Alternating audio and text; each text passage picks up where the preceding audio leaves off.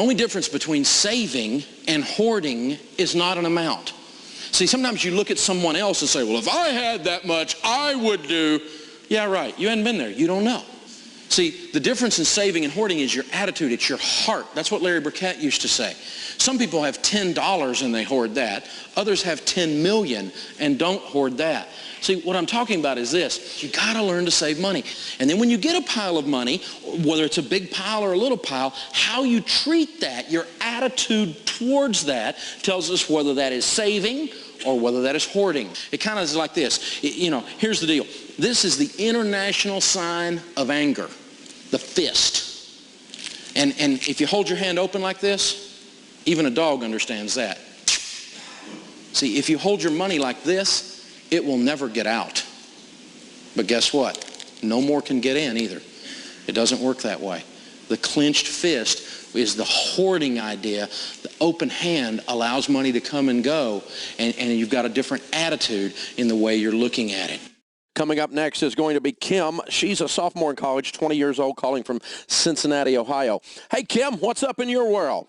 Hey, Dave. I've never really been taught how to save, and I never have any money left, probably because I really like to shop.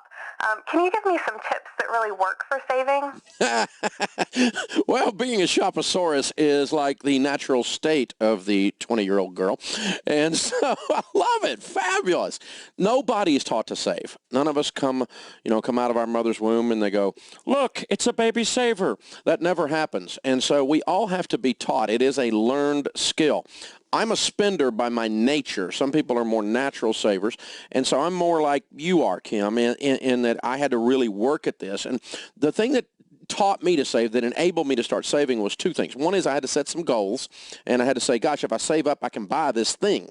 And for those of us that like to buy stuff, that's a great way to cause you to save, is to save up to buy something. And then the second thing was I started looking at the mathematics of saving and investing. And when you start investing over the course of your life, like $100 a month invested from age 20 to age 60 is $1,176,000 in your mutual fund. You get to be a millionaire if you save. Then guess what? You learn to save. Pretty cool stuff. Hey, Kim, hope that helps you. Thanks for calling. Now, let's look. There are three basic reasons that we save money for. Number one is for an emergency fund. Number two is for purchases. Number three is for wealth building. When the emergency fund is involved, what we're saving for here is unexpected events. Unexpected events do occur. You can count on it. Grandma said it. Grandma said to save for a visual aid. It's going to rain. Money Magazine says 78% of you will have a major negative financial event in any given 10-year period of time.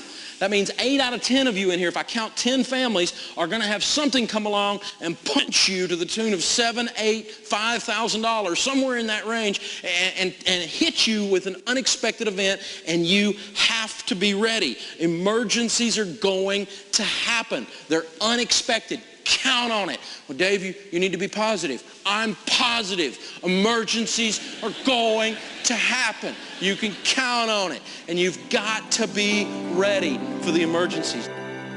We've been talking about the first foundation, which is saving $500 in an emergency fund. Now, if you don't have much of an income right now, you may be wondering, how on earth can I come up with $500 cash? Well, let's talk about that. Some of you have never had this much money in your hands. Saving up $500 when you're in high school, this is a big deal. And that represents a lot of hours of cutting grass or babysitting or working a part-time job. You don't get $500 in the bank by accident. It takes some time and a lot of hard work, but it's definitely possible. When my 3 children were younger, they were teens, we told them early on, even before the teenage years, that they had to earn the money to pay for their own cars. I told them to work hard, be intentional, save, and when it was time to buy the car, we would match it. And so every dollar they saved equaled $2. We called it 401 Dave. The oldest one, well, Denise, she only had a couple of years to save, but she still managed to save up $4,500. And so that means she got like a $9,000 car. It's a pretty cool Mustang.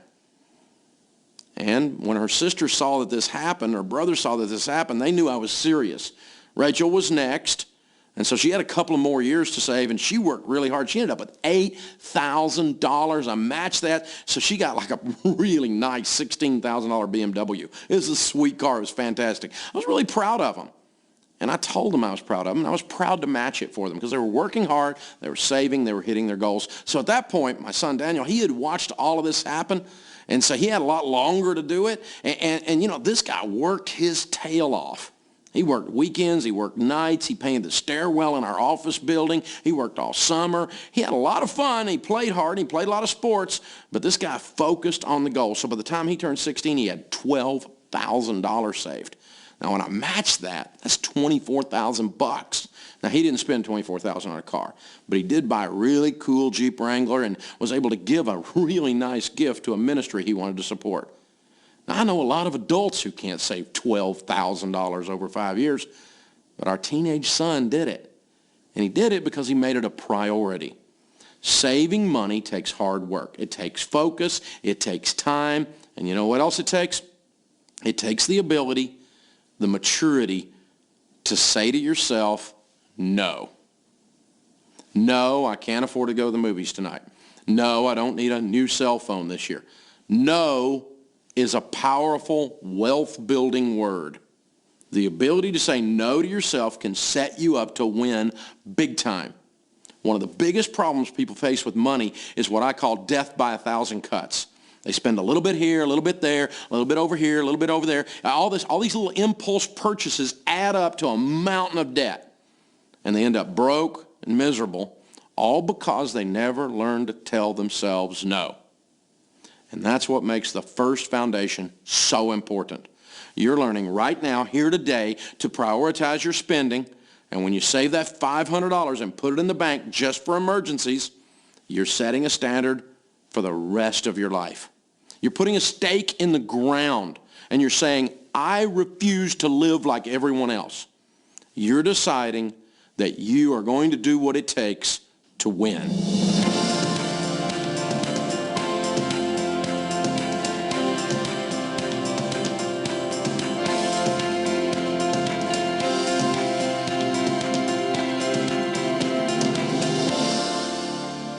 I don't know who this poor guy named Murphy is, but he got saddled with this thing called Murphy's Law. And we've always said that. It's kind of an old saying. But what Murphy's Law is that if it can go wrong, it will go wrong. If it can break, it'll break. Count on it. It's kind of a negative way of looking at life. But the truth is, you know, sometimes it rains. And so if you don't have that rainy day fund, you invite Murphy, if it can go wrong, it will, to live with you. You'll turn your life into a country song.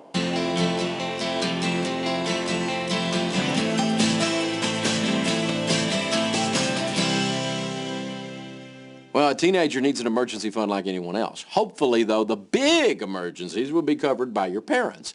But what would constitute an emergency for you? Maybe some car repairs, maybe an unexpected trip you wanted to take, or an unexpected trip you had to take with family or something. So a little bit of money, maybe $500, would be a great emergency fund for most teenagers.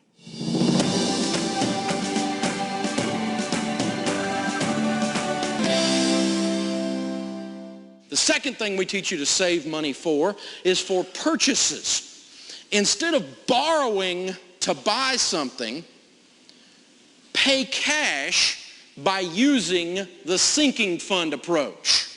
For instance, let's say you had a $4,000 dining room set, and you went down to Rooms There They Went. And they would have, if you went to the local furniture store, right, and you went down there, there's a $4,000 dining room set, they would have 90 days, same as, right? And you could go in there and you could finance it. Well, here's the trick. A buddy of mine in the finance business told me the other day that 88% of the 90 days, same as cash contracts, that's 9 out of 10, do not pay off in 90 days. And when they don't pay off in 90 days, or even if you pay a little payment you're supposed to pay through there and you don't pay it on time, they'll still tag you and they back charge you through the whole thing with the interest, and then you get to pay payments for the rest of your dad blame life at 24 or 38% interest is the way this deal works, and they kick you in the tail.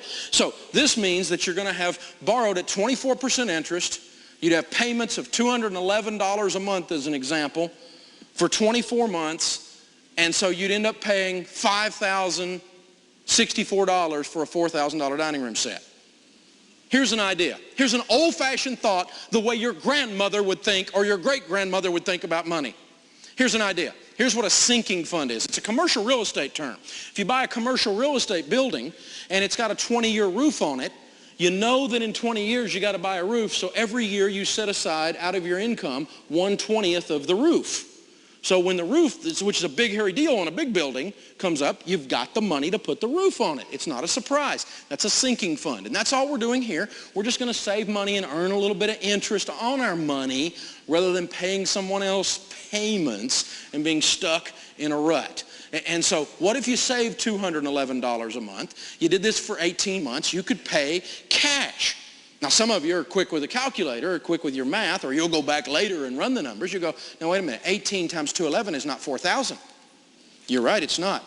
18 times 211 is actually only $3,798, $3,800. But you know what I've discovered? Did you know that 90 days is not the same as cash? that if you have 38 Uncle Benjamin Franklins, that you could probably walk into a furniture store and get a deal, couldn't you? Do you think you could buy a $4,000 dining room set for $3,800 doing that? You'll get special attention if you just walk around and do this right here. Because they just don't, the kid, you go up to ring it up and the kid will go like, whoa, dude, this one's got like real money. You know? And so it's a cool process. You can get deals like this, and we're going to talk about that in the bargain lesson, so don't miss it. So 90 days is not the same as cash. Now, do all furniture stores always discount when you do that? Well, absolutely not. Do I leave with my money if they don't? Absolutely. Because I'm going to save up and pay for it. And you know, you start paying for furniture that way, you're going, I'm not sure I like the furniture. I kind of like this. I'm just going to go home. You know what I'm saying?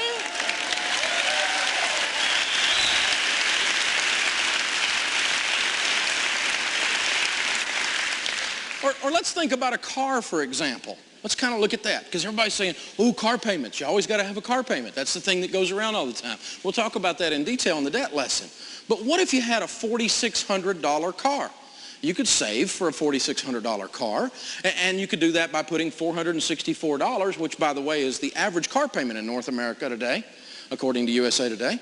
If you put $464 just in the cookie jar for 10 months, not even a whole year, and then you could buy a car. Well, now, Dave, $4,600 won't buy much of a car. It'll buy a car without payments, and it will do it in 10 months. And did you know I can drive out a state highway that way about 20 miles, or I can drive out a state highway about that way about 20 miles, and you could too, and I can buy me a 10-year-old Honda Accord that is a very, very nice automobile for $4,600. I could do the same thing with a nice Ford Taurus and probably buy it for even less than that. And that's a great car to get me back and forth to work for 10 more months while I do it again. And do it for 10 more months. And now I'm driving a $15,000 car 30 months in, paid for. This is called saving up and paying for things. It's a novel idea. It's kind of sweeping the nation. It's different. You know, think it through. Think it through. It'll come to you.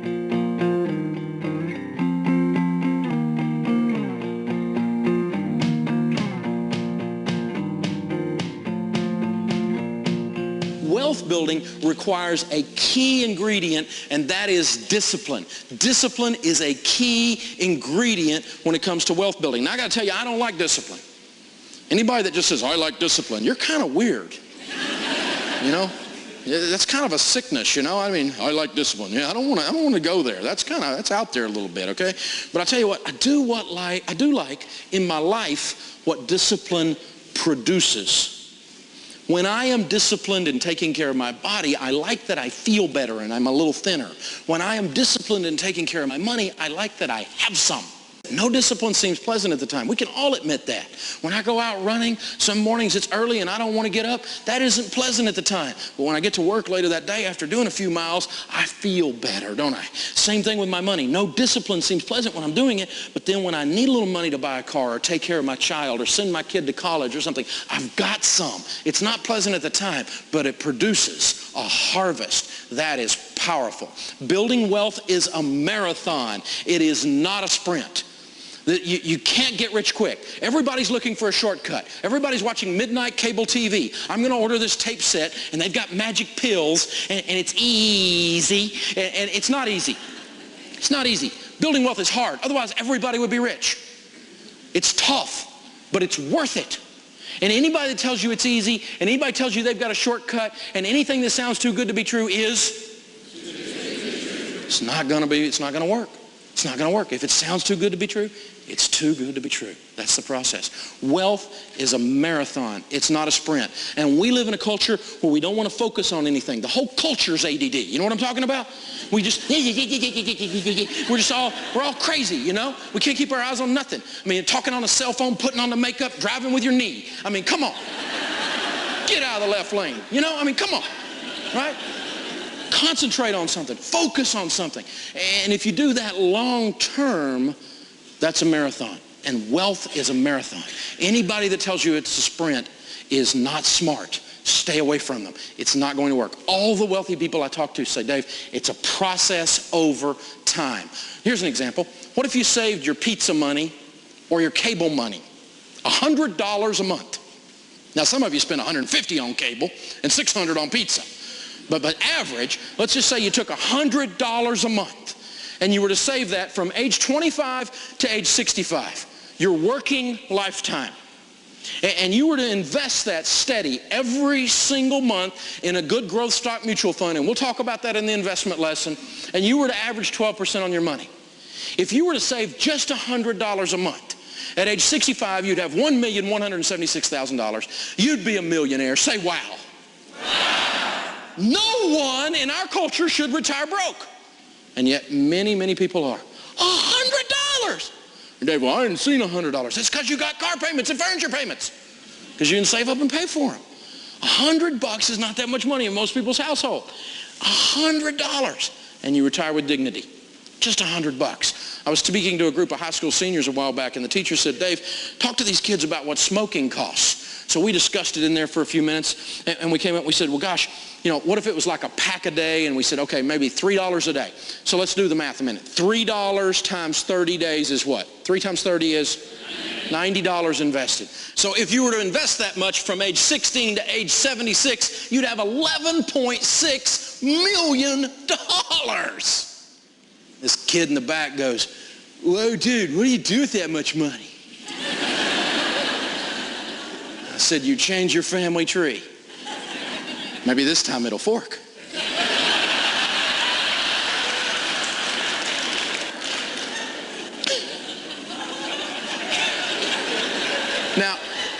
Now I don't smoke, but I have been known to go get me a cup of coffee at Starbucks. And that's like, a friend of mine calls it $5. Right? What if you spent $5 a day at Starbucks? Here's the numbers on that one from age 16 to 76. That's starting early with your coffee. But that's $150 a month. That's $19 million. That coffee smells bitter to me. There's a problem here. You have to think through this. Now, how am I going to do this? How am I going to build this discipline? I got to tell you, I'm just like you. I'm busy. I'm running in 19 directions. I have to have kind of autopilot discipline. So I use pre-authorized checking withdrawals, which is a good way to build discipline. Because if it zaps my account, if those mutual funds come along to my account and they go, smack, right?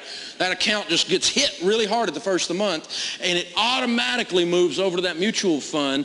It happens whether I'm out of town. It happens whether I'm on vacation. It happens whether I'm too busy to sit down and do the checkbook. It happens. And my savings is automatic every month. I need that discipline. I need that automated process to be able to save that way.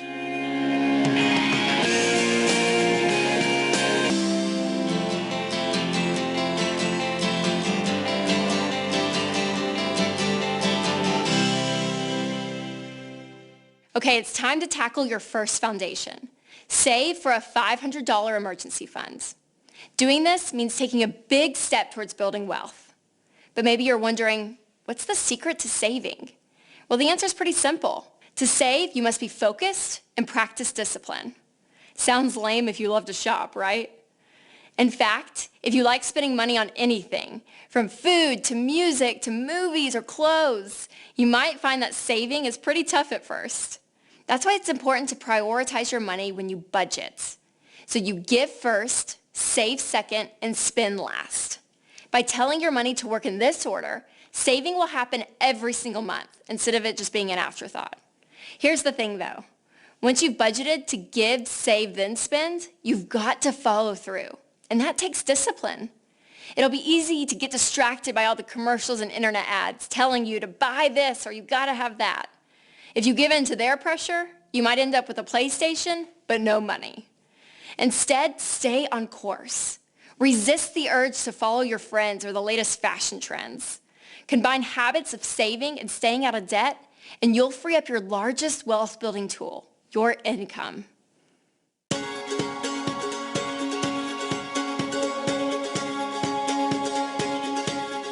55 cents.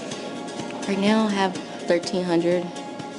I had 127, but I just took it out recently to pay my phone, so $10. I know I have a lot in the bank, but in savings bonds, but I don't know. I think my mom puts $50 in my bank every month, so that's $500 right now.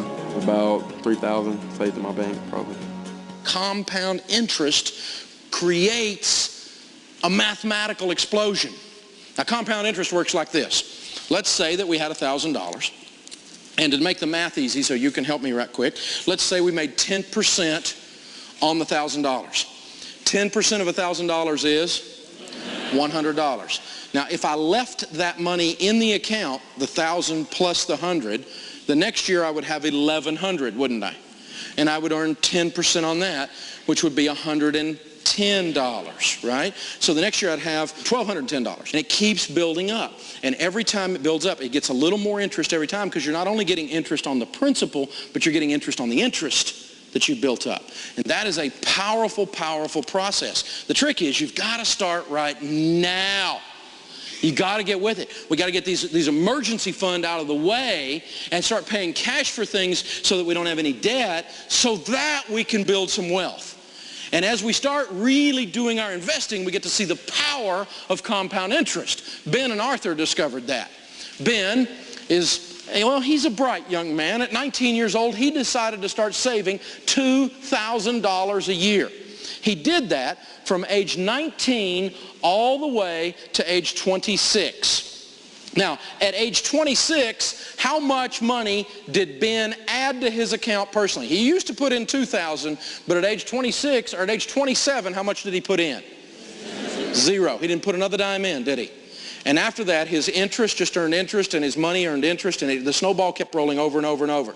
Now, his brother Arthur doesn't put any money in because he's out playing and goofing off and spending everything he makes, right? He acts like he's the government or something. He spends more than he makes. And so he finally wakes up at 27 years old and says, I'm going to save $2,000 just like my brother. And he does that from age 27 all the way to age 65. Now, think with me on this. Arthur, who has put in $78,000, is behind Ben, who put in only $16,000 by over $700,000. Let me say that again so you get it. The guy who put in $78,000 got beat by the guy who put in $16,000 by $700,000 just because the other guy started earlier. Wow. Some of you are going, Dave, that's a real neat example if I was 19.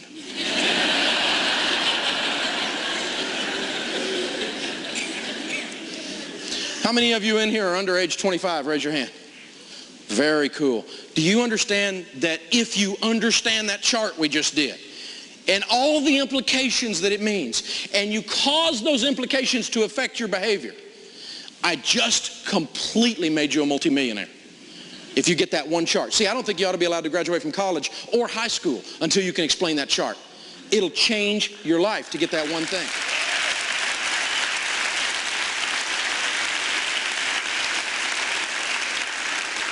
Now, how many of you in here are like me? You're over 45 years old. Raise your hand, be proud of it. Good. Now, maybe you've got something kind of boiling inside of you right now. Maybe you got something you want to say to those people in here that are under 25 years old. Maybe you would want to yell at them something like, do it, on 3. 1, 2, 3. young people, did you hear the voice of regret?